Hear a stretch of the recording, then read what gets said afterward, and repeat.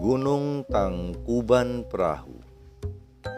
Alkisah Betara Guru di Kayangan amat murka karena ada sepasang dewa berbuat aib. Betara Guru lalu menghukum mereka. Mereka diusir dan dipaksa turun ke bumi. Setiba di bumi, mereka menjelma menjadi binatang. Sang dewa menjelma menjadi seekor anjing dan tinggal di kerajaan Perbangkara.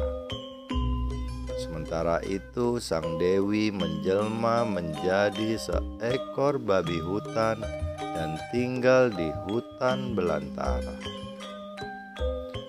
Anjing jelmaan dewa itu berbulu coklat, indah dan mengkilap.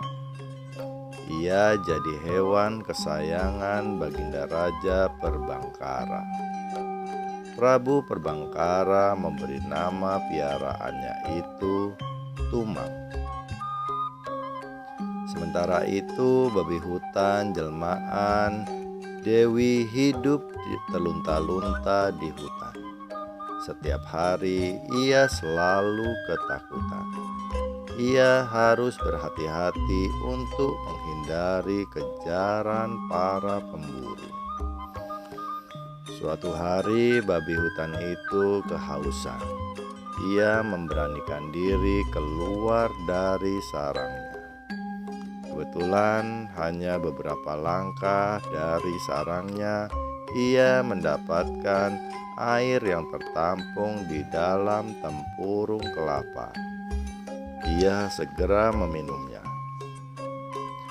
Anehnya beberapa hari setelah minum air tersebut, babi hutan itu merasakan dirinya mengandung.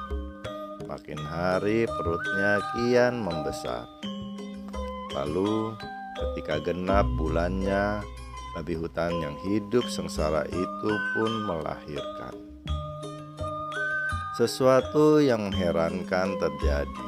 Babi hutan itu melahirkan seorang putri yang cantik jelita. Waktu itu Prabu Perbangkara bersama pengiringnya pergi berburu ke hutan. Nampaknya sang Prabu sedang bernasib sial. Dari pagi hingga sore, rombongan Prabu Perbangkara tidak mendapatkan seekor binatang pun. Ketika memutuskan untuk kembali ke kerajaan, tiba-tiba raja mendengar suara bayi menangis. "Hai prajurit, apakah kalian mendengar suara bayi menangis?" tanya sang Prabu. "Benar, Paduka. Sepertinya ada suara bayi menangis," jawab prajurit. Mari kita cari bayi itu," ajak sang Paduka. Tak lama kemudian mereka makin mendekati arah suara tangis bayi itu. Mereka berjalan dengan waspada. Akhirnya mereka menemukan si bayi.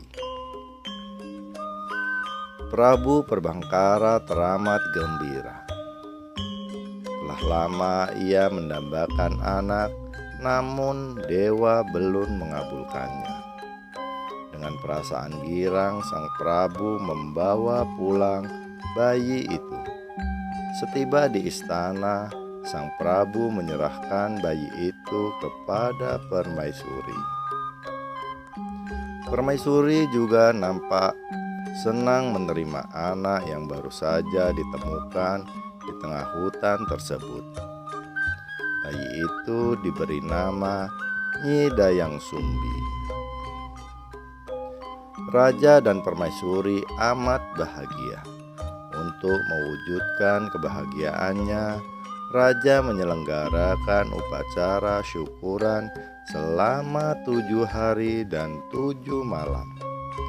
Raja juga membagi-bagikan hadiah kepada seluruh rakyatnya.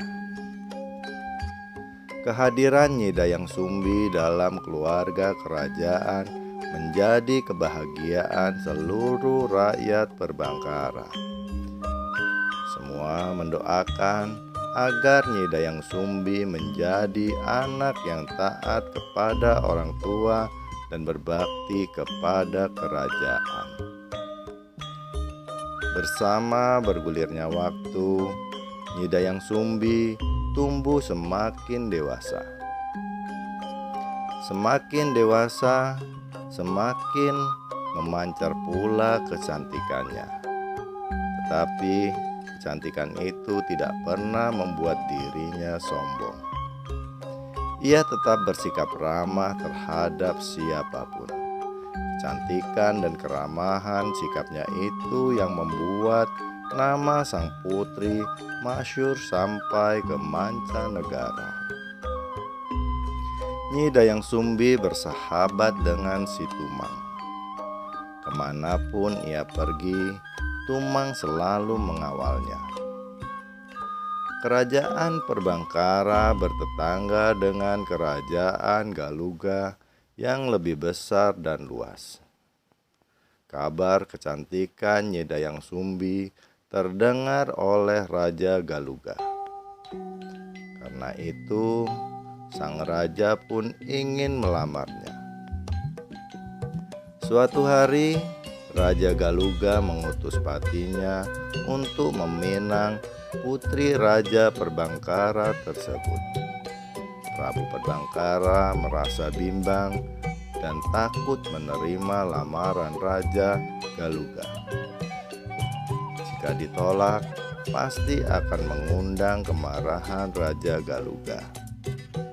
Dan Raja Galuga bisa melakukan apa saja untuk melampiaskan kemarahannya. Sebaliknya, bila lamaran itu diterima, pasti akan merusak kebahagiaan putri kesayangan tersebut. Karena Raja Galuga memiliki banyak selir dan berwajah seram, serta bertabiat buruk. Prabu Perbangkara adalah raja yang amat bijak. Dengan kata-kata yang halus, Prabu Perbangkara menolak lamaran Raja Galuga. Patih Galuga, sampaikan pada Paduka Raja Galuga bahwa lamarannya merupakan suatu kehormatan bagi kami. Tetapi Nyi Dayang Sumbi saat ini belum cukup dewasa. Tunggulah 1 tahun lagi, kata Prabu Perbangkara. Baik, akan hamba sampaikan kepada raja kami, jawab Patih Galuga seraya mohon diri. Siang itu udara di istana Perbangkara amat panas. Nyi Dayang Sumbi seharusnya tidur siang, tetapi ia paksakan untuk menenun. Ketika sedang menenun di rumah panggung, alat tenunnya jatuh ke kolong rumah panggung. Karena mengantuk, ia enggan untuk mengambilnya ke bawah. Secara tak sadar ia berkata, "Jika ada laki-laki menolongku mengambilkan alat tenunku di kolong, akan kujadikan suami. Jika ia perempuan, akan kuangkat dia menjadi saudaraku." Saat itu Tumang sedang berada di kolong rumah panggung. Kebetulan ia mendengar kata-kata yang diucapkan Nyi Dayang Sumbi. Dengan bersemangat, Tumang mengambil alat tenun itu dengan mulutnya dan menyerahkan pada Nyi Dayang Sumbi. Kedatangan Tumang membuat putri raja itu tertegun. Nyi Dayang Sumbi menangis. Karena kesalnya dilemparnya Tumang dengan alat tenun itu. Anjing jelmaan dewa itu melolong kesakitan dan berlari turun. Dayang Sumbi tetap mengejarnya. Beberapa saat kemudian, Tumang tiba-tiba berhenti dan menghilang. Seketika itu juga muncul seorang pemuda yang gagah perkasa dan berpakaian seperti layaknya seorang pangeran. "Dayang Sumbi, akulah si Tumang," kata Tumang. "Aku adalah dewa yang sedang menjalani hukuman." Dayang Sumbi terkejut. Dalam waktu singkat, pemuda itu berubah kembali menjadi anjing. Sejak itu Dayang Sumbi bertambah akrab dengan Tumang. Kemanapun putri pergi, Tumang selalu menyertainya. Tak lama setelah itu Dayang Sumbi kedapatan telah mengandung. Prabu Perbangkara menjadi sangat murka. Berkali-kali raja menanyakan siapakah lelaki yang membuatnya mengandung. Dayang Sumbi tidak bisa mengatakannya. Kalaupun ia berterus terang, tak akan ada yang mempercayai apa yang terjadi dalam dirinya. Seakan mendapat aib, sang raja tak kuasa menanggung malu. Karena tidak bisa memaafkan apa yang dilakukan putrinya, Dayang Sumbi dibuang ke hutan. Di tengah hutan itu, ia ditempatkan pada sebuah gubuk dan ditemani Tumang. Kian hari perut Dayang Sumbi kian membesar. Ketika genap bulannya, sang putri melahirkan seorang bayi laki-laki yang tampan dan diberi nama Sangkuriang.